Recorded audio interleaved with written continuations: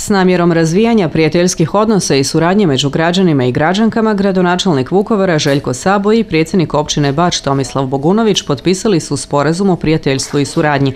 Odluku o ovom sporazumu donijeli su vijećnici i vijećnice kako Gradskog vijeća Vukovara, tako i općine Bač, i to jednoglasno, više puta spomenuto tijekom svečanosti potpisivanja sporazuma.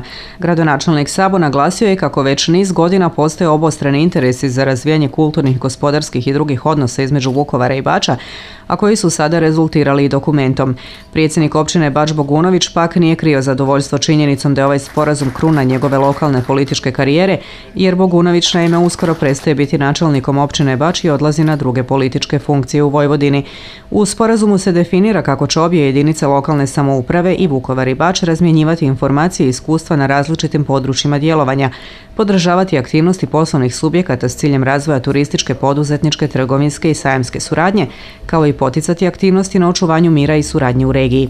Potpisivanju sporazuma o prijateljstvu i suradnji Vukovara i Bača nazočili su i predsjednik Gradskog vijeća Vukovara Tomislav Đanak, kao i predsjednik Skupštine općine Bač Slobodan Torubarov sa svojim suradnicima i suradnicama.